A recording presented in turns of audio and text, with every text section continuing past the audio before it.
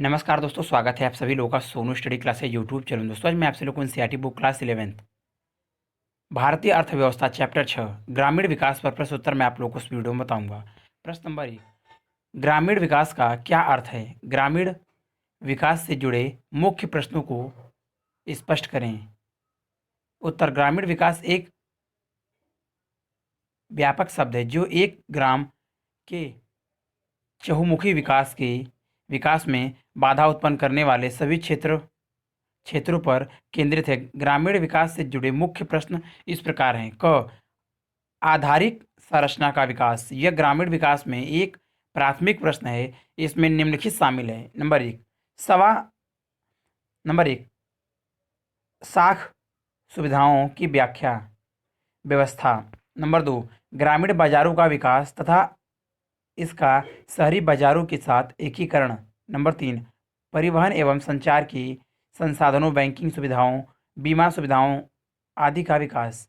Number 4, उत्पादन एवं घरेलू इकाइयों के लिए बिजली की उपलब्धता। नंबर 5, सिंचाई के स्थायी साधनों का विकास। नंबर 6, कृषि अनुसंधान और विकास के लिए सुविधाएं। ख, मानव पूंजी निर्माण। भारत में ग्रामीण क्षेत्र शिशु मृत्यु दर, निरक्षरता निरक्षरता निर्धनता, बेरोजगारी, जीवन प्रत्याशा में कमी, पोषक स्तर में कमी में शहरी क्षेत्रों से आगे है। यह स्पष्ट करता है कि ग्रामीण क्षेत्र मानव पूंजी निर्माण के लिए करा रहे हैं। ग, निर्धनता उन्मूलन। व्यक्तिगत स्तर पर ग्रामीण क्षेत्रों के प्रत्येक इलाके के उत्पादक संसाधनों की पहचान की जाए तथा गैर कृषि गतिविधि के विकास के लिए उन्हें विकसित किया जाए। मौसमी और प्रच्छन्न बेरोजगारी का उन्मूलन करना आवश्यक है, जो ग्रामीण निर्धनता का प्रमुख कारण है। घ, भू सुधार भूमि को ज़्यादा समानतापूर्वक पुनः वितरित करने और उपरोक्त उद्देश्यों की प्राप्ति के लिए आवश्यक है। प्रश्न नंबर 2, ग्रामीण विकास में साख के महत्व पर चर्चा करें। उत्तर, कृषि में फसल की बुवाई और आय प्राप्ति के बीच एक लंबा अंतराल है। किसानों को ऋण की बहुत जरूरत होती है। किसानों को बीज, उर्वरक, औजारों की प्रारंभिक निवेश के लिए अन्य पारिवारिक व्ययों के लिए जब वे मौसमी बेरोजगार होते हैं तब धन की आवश्यकता होती है। अतः साख का मुख्य कारण है जो ग्रामीण विकास में योगदान देता है। यदि संस्थागत स्रोत उपलब्ध नहीं होंगे तो किसान गैर संस्थागत स्रोतों से ऋण लेगा, जिससे ऋण की तथा इस तरह उत्पादन की लागत बढ़ेगी। प्रश्न नंबर 3, गरीबों की ऋण आवश्यकताएं पूरी करने में अति लघु साख व्यवस्था की भूमिका की व्याख्या करें। उत्तर, स्वयं सहायता समूह SHG, जिन्हें अति लघु साख कार्यक्रम भी कहा जाता है, ग्रामीण ऋण के संदर्भ में एक उभरती हुई घटना है। क, स्वयं सहायता समूह ग्रामीण परिवारों में बचत को बढ़ावा देते हैं। SHG छोटी बचतों को जुटाकर अपने अलग अलग सदस्यों को ऋण के रूप में देने की पेशकश करते हैं। ख, स्वयं सहायता समूह द्वारा ऋण औपचारिक ऋण की तुलना में बेहतर है, क्योंकि यह बिना कुछ गिरवी रखे ब्याज की एक सामान्य दर पर दिया जाता है। ग, मार्च 2003 तक 7 लाख से ज़्यादा स्वयं सहायता समूह कार्यशील थे। घ, यह लोकप्रिय हो रहे हैं क्योंकि इनसे निर्धनों को बिना कुछ गिरवी रखे कम ब्याज दरों पर न्यूनतम कानूनी औपचारिकताओं के साथ ऋण मिल जाता है। प्रश्न नंबर 4, सरकार द्वारा ग्रामीण बाजारों के विकास के लिए किए गए प्रयासों की व्याख्या करें। उत्तर, सरकार द्वारा ग्रामीण बाजारों के विकास के लिए निम्नलिखित प्रयास किए गए हैं। क, बाजारों का विनियमन ने पहला कदम व्यवस्थित एवं पारदर्शी विपणन की दशाओं का निर्माण करने के लिए बाजार का नियमन था। कुल मिलाकर इसे नीति का किसानों के साथ साथ उपभोक्ताओं को भी लाभ हुआ। ख भौतिक आधारित संरचना का प्रावधान। दूसरा उपाय सड़कों, रेल मार्गों, भंडार गृहों, गोदामों, शीत भंडार गृहों, संस्करण इकाइयों आदि भौतिक बुनियादी सुविधाओं का प्रावधान है। ग सहकारी विवरण। सरकार के तीसरे उपाय में सरकारी विवरण द्वारा किसानों को अपने उत्पादन का उचित मूल्य सुलभ कराता है। गुजरात तथा देश के अन्य कई भागों में दुग्ध उत्पादन सहकारी समितियों ने ग्रामीण अंचलों के सामाजिक तथा आर्थिक परिदृश्य का कायाकल्प कर दिया। घ नीतिगत संसाधन। चौथे उपाय के अंतर्गत नीतिगत संसाधन है, जैसे नंबर 1 कृषि उत्पादों के लिए न्यूनतम समर्थन कीमत का निर्धारण करना। ख नंबर 2 भारतीय खाद्य निगम द्वारा गेहूं और चावल के सुरक्षित भंडार का रख रखाव। और नंबर 3 सार्वजनिक वितरण प्रणाली द्वारा खाद्यान्नों और चीनी का वितरण। इन संसाधनों का ध्येय क्रमशः किसानों को उपज के उचित दाम दिलाना तथा गरीबों को सहायकी युक्त कीमत पर वस्तुएं उपलब्ध कराना रहा है। प्रश्न नंबर 5 आजीविका को धारणीय बनाने के लिए कृषि का विविधीकरण क्यों आवश्यक है? उत्तर आजीविका और धारणीय बनाने के लिए कृषि का विविधीकरण आवश्यक है क्योंकि क कृषि एक मौसमी गतिविधि है, अतः इसे अन्य गतिविधियों द्वारा पूरक बनाने की आवश्यकता है। ख आजीविका के लिए पूर्णतः खेती पर निर्भर करने में बहुत खतरा है। ग यह ग्रामीण लोगों को अनुपूरक लाभकारी रोजगार उपलब्ध कराने के लिए एवं आय के उच्च स्तर द्वारा निर्धनता उन्मूलनों में सक्षम बनाता है। प्रश्न नंबर 6 भारत के ग्रामीण विकास में ग्रामीण बैंकिंग व्यवस्था की भूमिका का आलोचनात्मक मूल्यांकन करें। उत्तर बैंकिंग प्रणाली के तेजी से विस्तार का ग्रामीण कृषि एवं गैर कृषि उत्पादन, आय और रोजगार पर सकारात्मक प्रभाव पड़ा है। हरित क्रांति के बाद ऋण सुविधाओं ने किसानों को अपनी उत्पादन आवश्यकता को पूरा करने के लिए ऋण की विविधताओं का लाभ उठाने में मदद की। अनाज के सुरक्षित भंडारों के चलते अकाल अतीत की घटना बन चुके हैं। तब भी ग्रामीण बैंकिंग द्वारा निम्नलिखित समस्याओं का सामना किया जा रहा है। क अपर्याप्तता। देश में उपलब्ध ग्रामीण साख की मात्रा उसकी मांग की तुलना में आज भी बेहतर अपर्याप्त है। ख संस्थागत स्रोत की अपर्याप्त कवरेज। संस्थागत ऋण व्यवस्था असफल रही है क्योंकि यह पूरे देश के ग्रामीण किसानों को कवर करने में विफल रहा है। ग अपर्याप्त राशि की मंजूरी। किसानों के लिए मंजूर ऋण की राशि भी अपर्याप्त है। घ श्रीमांत या निर्धन किसानों की ओर कम ध्यान। जरूरतमंद किसानों के ऋण आवश्यकताओं को कम ध्यान दिया गया है। ग बढ़ती देय राशि।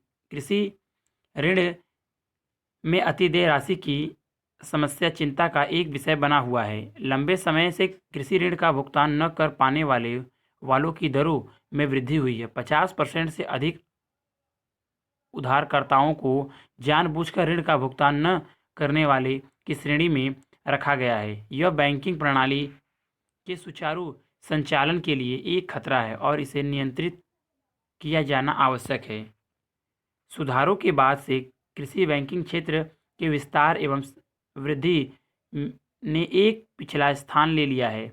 वाणिज्यिक बैंकों के अतिरिक्त अन्य औपचारिक संस्थान जमा संग्रहण की एक संस्कृति जरूरतमंदों के लिए ऋण एवं प्रभावी ऋण वसूली करने में विफल रहे हैं। परिस्थिति में सुधार करने के लिए बैंकों का अपना दृष्टिकोण केवल उधारदाताओं से बदलकर बैंकिंग संबंधों के निर्माण के रूप में बनाया जाना चाहिए। ख किसानों को बचत और वित्तीय संसाधनों के कुशल उपयोग की आदत विकसित करने के लिए प्रोत्साहित किया जाना चाहिए। प्रश्न नंबर 7 कृषि विपणन से आपका क्या अभिप्राय है? उत्तर कृषि विपणन एक प्रक्रिया है जिसमें देश भर में उपस्थित कृषि उत्पादों का संग्रह, भंडारण, प्रसंस्करण, परिवहन, बैंकिंग, वर्गीकरण और वितरण शामिल है। भारतीय कृषि बाजार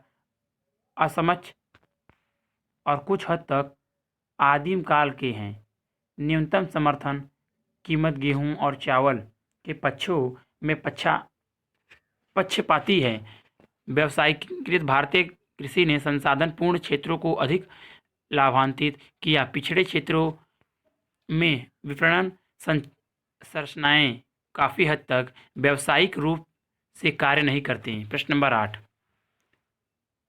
कृषि विपणन प्रक्रिया की कुछ बाधाएं बताइए। उत्तर, कृषि विपणन प्रक्रिया की कुछ बाधाएं इस प्रकार हैं। क, कृषि बाजार पर अभी भी निजी क्षेत्र का प्रभुत्व है। कुल उत्पादन का केवल 10% सहकारी समितियों को मिलता है, शेष निजी क्षेत्र को जाता है। ख, उचित भंडारण सुविधाएं ग्रामीण क्षेत्रों में आज तक की उपलब्ध नहीं है। ग्रामीण उत्पादन का 10% उत्पादन हर वर्ष भंडारण सुविधाओं के कारण बर्बाद हो जाता है। घ, आज भी 12 मासी सड़कों की कमी है। ऐसी परिस्थितियों में जब भंडारण सुविधाएं नहीं है कि वह सही बाजार स्थितियों का इंतजार कर सके, सड़कें इतनी सही नहीं हैं कि वह अपना उत्पादन विनियमित बाजारों में जाकर बेच सके, तो वह अपनी फसलें कम कीमतों पर बेचने के लिए मजबूर हैं। घ,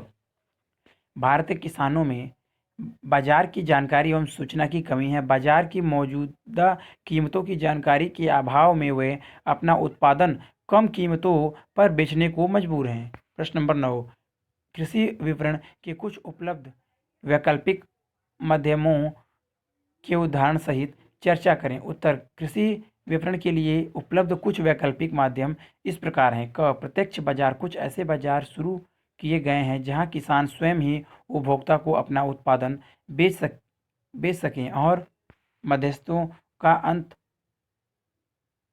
हो। इसके उदाहरण हैं पंजाब, राजस्थान, हरियाणा में अपनी मंडी, पुणे की हाड़ पसार मंडी आदि। ख, बहुराष्ट्रीय कंपनियों और बड़ी भारतीय कंपनियों के साथ गठबंधन, कुछ किसानों ने बहुराष्ट्रीय कंपनियों तथा फूड चेन के साथ गठबंधन किया है और वे एक पूर्व निर्धारित कीमत पर इन कंपनियों को सीधा अपना उत्पादन बेचने के लिए तैयार हो जाते हैं, परंतु उनसे एक गुणवत्ता फसल उत्पादन वांछनीय होता है। नंबर 1, बहुत बार यह कंपनियां कृषि आदान आदान और कभी कभी फसल बीमा भी उपलब्ध कराते हैं। नंबर 2, वे एक पूर्व निर्धारित कीमत पर उत्पादन खरीदने का भी आश्वासन देते हैं। नंबर 3, इससे किसानों को जोखिम कम हो जाता है और उनका उत्पादन बढ़ जाता है। प्रश्न नंबर 10, स्वर्ण स्वर्णिम क्रांति और हरित क्रांति में अंतर स्पष्ट करें। उत्तर, स्वर्णिम क्रांति, हरित क्रांति अक्टूबर 1965 में कृषि उत्पादन की वृद्धि के लिए शुरू की गई एक रणनीति थी, जिसके अंतर्गत उच्च पैदावार वाली किस्म HYV के बीज, उर्वरक, सिंचाई सुविधाएं, कीटनाशक आदि उपलब्ध कराए गए। हरित क्रांति 1991 से 2003 की अवधि को स्वर्णिम क्रांति कहा जाता है, क्योंकि इस अवधि में बागवानी में नियोजित निवेश अत्यधिक उत्पादक बन गया और यह क्षेत्र एक स्थायी आजीविका के विकल्प के रूप में उभरा। प्रश्न नंबर 11, क्या सरकार द्वारा कृषि विपणन सुधार के लिए अपनाए गए विभिन्न उपाय पर्याप्त हैं? व्याख्या कीजिए। उत्तर, नहीं, मुझे नहीं लगता कि सरकार द्वारा कृषि विपणन के लिए अपनाए गए विभिन्न उपाय पर्याप्त हैं। क, भारतीय कृषि बाजार अकुशल है तथा बहुत हद तक आदिम काल के हैं। ख, न्यूनतम समर्थन कीमत नीति गेहूं एवं चावल की फसलों के पक्ष में पक्षपाती हैं। ग, व्यावसायिक भारतीय कृषि ने संसाधन पूर्ण क्षेत्रों को अधिक लाभान्वित किया है। घ, पिछड़े क्षेत्रों में विपणन संरचनाएं काफ़ी हद तक व्यावसायिक रूप से कार्य नहीं करती हैं। प्रश्न नंबर 12, ग्रामीण विविधीकरण में गैर कृषि रोजगार का महत्व बताइए। उत्तर, विविधीकरण का तात्पर्य तो फसल विविधीकरण से है या उत्पादन गतिविधियों के विविधीकरण से, जिसका अर्थ है कृषि गतिविधियों से गैर कृषि गतिविधियों में स्थानांतरित होना। इससे निम्नलिखित गतिविधियां शामिल हैं। क कृषि प्रसंस्करण गतिविधियां, खाद्य प्रसंस्करण गतिविधियां, चमड़ा उद्योग, हस्त शिल्प, पर्यटन, मिट्टी के बर्तन बनाना, हथकंघा आदि। ख पशुपालन, पशुधन आय की स्थिरता एवं खाद्य एवं पोषकता सुरक्षा को बढ़ा देता है तथा 70 मिलियन सीमांत एवं छोटे किसानों को वैकल्पिक रोजगार का साधन प्रदान करता है। ऑपरेशन फ्लड के द्वारा 1960 से 2002 के बीच भारत का दुग्ध उत्पादन 4 गुना बढ़ा। ग मत्स्य पालन, कुछ मछली उत्पादन का सकल घरेलू उत्पादन में 1.4% का योगदान है। मत्स्य क्षेत्र निम्न आय स्तर, श्रम की गतिशीलता के निम्न स्तर एवं निरक्षरता के उच्च स्तरों से ग्रस्त है। निर्यात बाजार का 60% तथा 40% आंतरिक मत्स्य बाजार का संचालन महिलाओं के हाथ में है। घ उद्यान विज्ञान, 1991 से 2003 की अवधि को स्वर्णिम क्रांति कहा जाता है। इसी दौरान बागवानी में सुनियोजित निवेश बहुत ही उत्पादक सिद्ध हुआ और इस क्षेत्र ने एक धारणीय वैकल्पिक रोजगार का रूप धारण किया। बागवानी में लगे कितने ही कृषकों की आर्थिक दशा में बहुत सुधार हुआ है। यह उद्योग अब अनेक वांछित वर्गों के लिए आजीविका को बेहतर बनाने में सहायक सिद्ध हुआ है। प्रश्न नंबर 13, विविधीकरण के स्रोत के रूप में पशुपालन, मत्स्य पालन और बागवानी के महत्व पर टिप्पणी करें। उत्तर, पशुपालन का महत्व। भारत में कृषक समुदाय प्राय मिश्रित कृषि पशुधन व्यवस्था का अनुसरण करता है। इसमें गाय, भैंस और मुर्गी, बत्तख बहुआयतन में पाई जाने वाली प्रजातियां हैं। क मवेशियों के पालन से परिवार की आय में अधिक स्थिरता आती है। साथ ही खाद्य सुरक्षा, परिवहन, ईंधन, पोषण आदि की व्यवस्था भी परिवार की अन्य खाद्य उत्पादक कृषक गतिविधियों में अवरोध के बिना ही प्राप्त हो जाती है।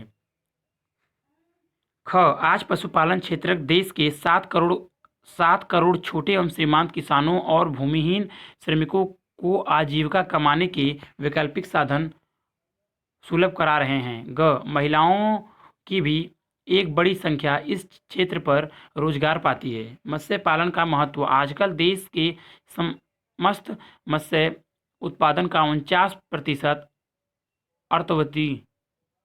अर्थवती देशों और 51% महासागरीय क्षेत्रों से प्राप्त हो रहा है। क यह मत्स्य उत्पादन सकल घरेलू उत्पादन का 1.4% है। ख सागरीय उत्पादकों में प्रमुख राज्य केरल, गुजरात, महाराष्ट्र और तमिलनाडु है। ग यद्यपि महिलाएं मछलियां पकड़ने के काम में नहीं लगी हैं, पर 60% निर्यात और 40% आंतरिक मत्स्य व्यापार को संचालन इन्हीं के हाथों में है।